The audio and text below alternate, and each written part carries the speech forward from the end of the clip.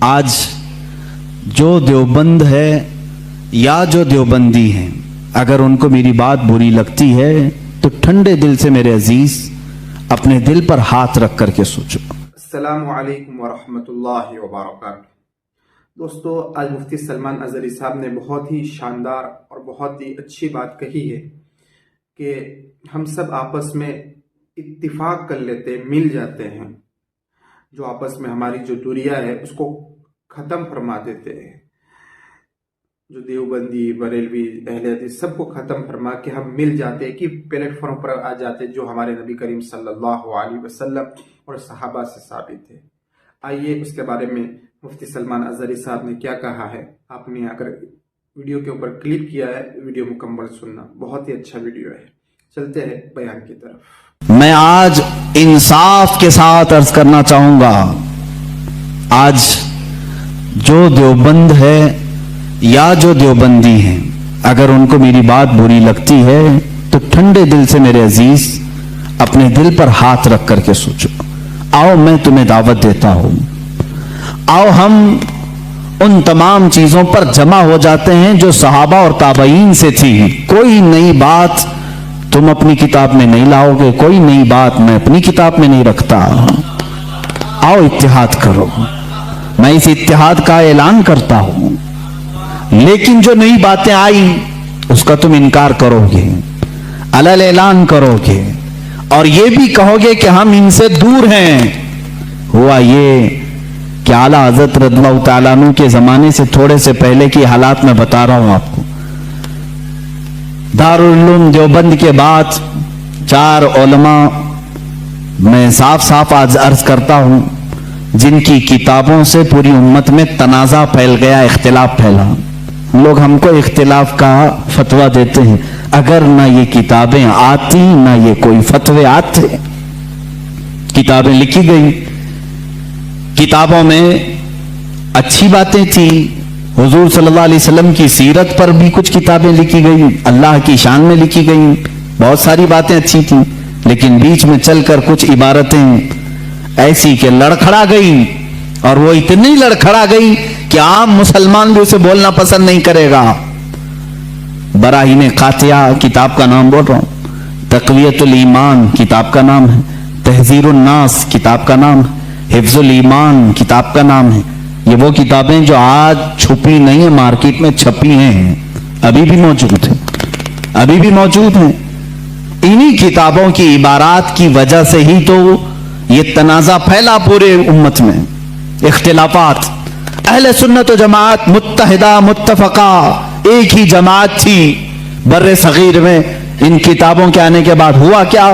ایک کتاب میں لکھا گیا اللہ جھوٹ بول سکتا ہے، نئی بات تھی۔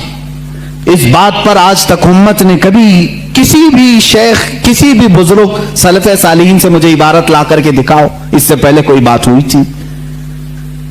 پھر ایک کتاب میں عقیدہ توحید کو بیان کرتے ہوئے مولوی اسماعیل دہلوی صاحب نے یہ تک لکھ دیا، حضور صلی اللہ تعالی علیہ وسلم کا خیال نماز میں آنا گدھے اور بیل کے خیال سے بدتر ہے۔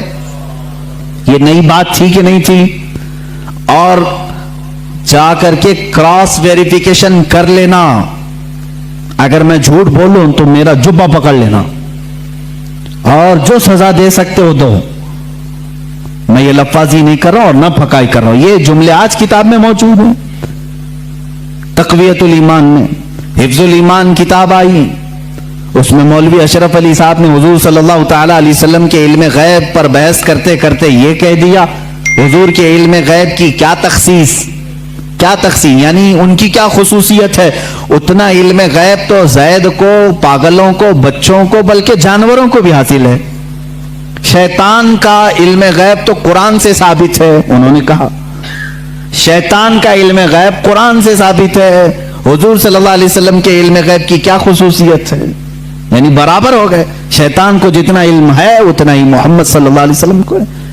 میرے عزیزو، کیا یہ باتیں دل پر نہیں لگتی مسلمانوں کے؟ یہ عبارتیں آئی، کتابوں میں لکھی گئی، اور بڑا فتنہ یہاں سے بھی ہوا مولوی قاسم نانوتوی صاحب کی کتاب سے کہ انہوں نے یہ بھی لکھا کہ بالفرض بعد زمانے نبی کے اگر کوئی دوسرا نبی پیدا ہو گیا تو حضور کے خاتم النبیین ہونے میں کوئی فرق نہیں آئے گا. یعنی کوئی دوسرا نبی پیدا ہو سکتا ہے اگر ہو گیا. اگر مگر کی بات ہی چھوڑو, جب حضور نے 1400 سال پہلے کہہ دیا, فرما دیا کہ میرے بعد کوئی نبی نہیں ہو سکتا تو نہیں ہوگا. آپ کتاب میں یہ نئی بات لکھنے کی کیوں ضرورت پیش کی؟ آپ کو کیوں ضرورت پیش آئی کہ اگر اب کے زمانے میں بھی کوئی نبی آئے گا تو حضور کے خاتم النبیین ہونے میں کوئی فرق نہیں آئے گا؟ تو آپ کی اس بات سے پتہ نہیں کتنے محلوں میں کہاں کوئی نبی ہونے کا اعلان کر دے گا. عزیزان گرامی وقار, یہ کتابیں پورا کا پورا ہندوستان ایک کھلبلی مچا چکی تھی, کوہرام بپا تھا, تنازعات میں گھر گئے. قادیانی اپنی نبی ہونے کا اعلان کر رہا ہے, ادھر ایک نیچری فرقہ ہے علی گڑھ سے جو قرآن کے معجزات کا انکار, حسیات کو صرف ماننے والا, نیچر کو صرف ماننے والا اور مغیبات کو نہیں تسلیم کرنے والا, اور ایک طرف عظمت رسالت صلی اللہ تعالی علیہ وسلم پر, رسول کریم صلی اللہ تعالی علیہ وسلم کے متعلق یہ سارے جملے آ رہے ہیں.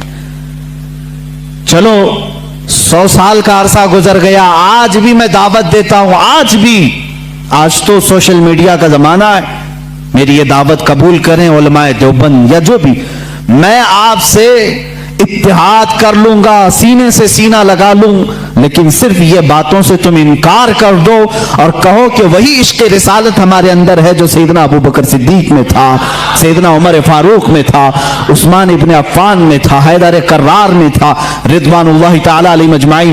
جو مشائخ اہل سنت نے ہمیں محبت رسول اور تعظیم رسول سکھایا ہے اسی پر ہمارا اتفاق ہے. آؤ, میں سینے سے سینہ لگانے کو تیار ہوں. ہم کون سا اختلاف چاہتے ہیں آپ سے؟ ہم کون سا اختلاف چاہتے ہیں؟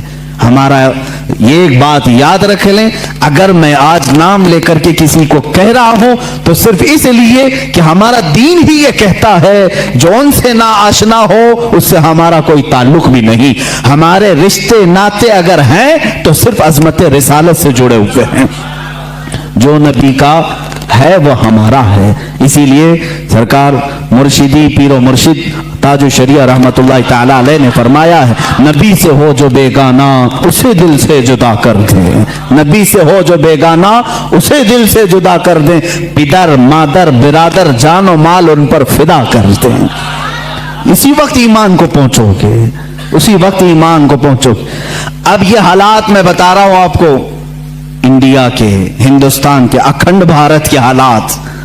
مسلمانوں میں تفرقہ پیدا کیا انگریز, اور انہوں نے اپنے مال, اپنی حکومت, اپنی سلطنت کو پھیلانے کے لیے, بہادر شاہ ظفر کا قتل ہو چکا تھا.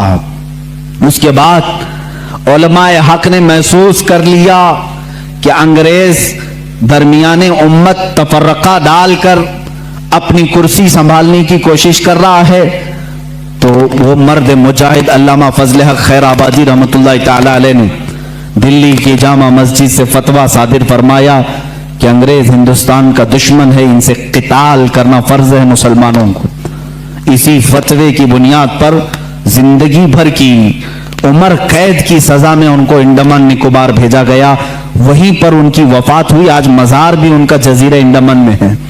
مولانا کفایت علی کافی رحمت اللہ تعالی علیہ جو 1857 کی یہ جو غدر ہے اس کے بعد کے علماء اہل سنت کی بات میں کر رہا ہوں, انہوں نے محسوس کر لیا اسی زمانے میں کہ انگریز نے فرقہ پیدا کر دیا ہے. کچھ علماء اس کی بولی بول رہے ہیں. ظاہر سی بات ہے یہاں کچھ علماء جو مدرسہ بنا رہے تھے ان کو ماہانہ مشاہرہ مل رہا ہے انگریز حکومت سے.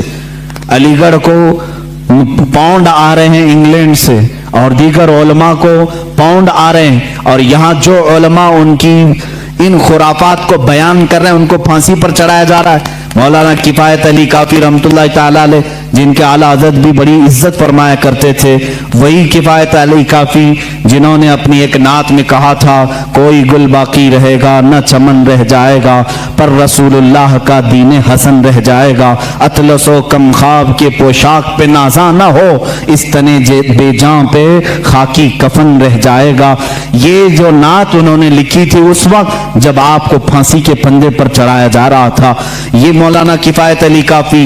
پھر مولانا عنایت احمد کاکوروی رحمۃ اللہ تعالی علیہ جن کو جیل کی سلاخوں کے پیچھے انگریزوں نے بند کیا، اس ایک عالم ربانی نے پتھر کی ٹھیکری سے دیواروں پر پوری علم الصیغہ کتاب لکھ دی تھی، جو آج بھی عالم کورس کی کتاب میں پڑھائی جاتی ہیں۔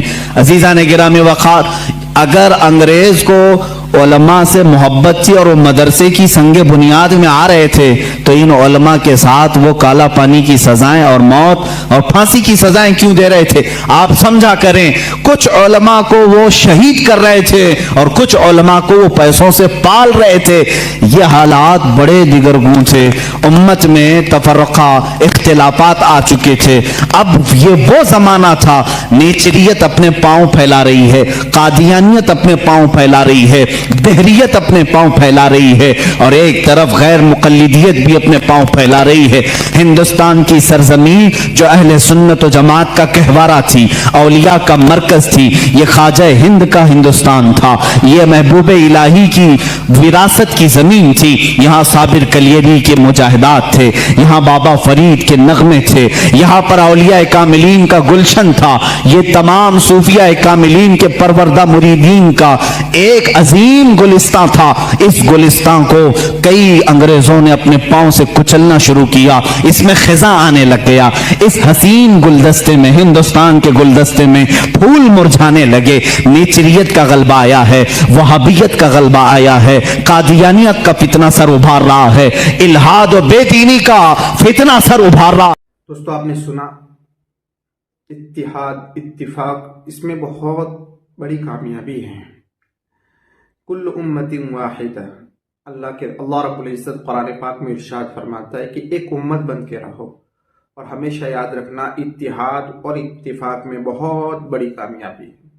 آپ نے ایک واقعہ سنا ہوگا کہ ایک بہت بڑا آدمی تھا، اس کے 5 لڑکے تھے، اور 5 لڑکوں کو ایک ایک لاٹھی دی اور سب کو کہا اس کو توڑ دو، تو سب نے اس لاٹھی کو توڑ دیا۔ پھر واپس 5 لاٹھیاں واپس منگائی اور سب کو اکٹھا کر کے پہلے ایک بیٹے کو دی، اس کو کہا 5 لاٹھی کو ایک ساتھ توڑو، وہ نہیں توڑ پائے۔ اسی طرح سب کو دی تو سب نہیں توڑ پائے، تو بچوں نے کہا کہ ابو جان اس سے کیا مطلب ہے؟ تو کہا کہ اگر تم الگ الگ بکھر جاؤں گے تو لوگ تمہیں اس طرح توڑ دیں گے، اور تم ایک ساتھ مل کے رہوں گے تو تمہارا کوئی کچھ نہیں بگاڑ سکتا ہے۔ اسی طرح ہے کہ ہم مل کے رہیں گے، اتفاق اور اتحاد کے ساتھ رہیں گے۔ دیکھو، جنت اور جہنم کا فیصلہ کوئی کرنے والا نہیں، اللہ رب العزت فیصلہ کرنے والا ہے کہ جنت میں کون جائے گا۔ ہم ابھی سے کہتے ہیں کہ ہم جنتی، وہ جہنم میں نہیں۔ ہمیں تو بس نبی کریم صلی اللہ علیہ وسلم اور جو کلمہ پڑھنے والا ہو، ہم سب کا کعبہ بھی ایک ہے، ہم سب نبی کو بھی مانتے ہیں، ہم سب کا کلمہ بھی ایک ہے، قرآن بھی وہی ہے، پھر جھگڑا کس بات کا؟ اس لیے اتحاد اور اتفاق سے رہنا چاہیے۔ اللہ رب العزت ہم سب کو اتحاد اور اتفاق سے رہنے کی توفیق عطا فرمائے۔ اس ویڈیو کے تعلق سے آپ کی کیا رائے ہے کمنٹ باکس میں ضرور لکھیے۔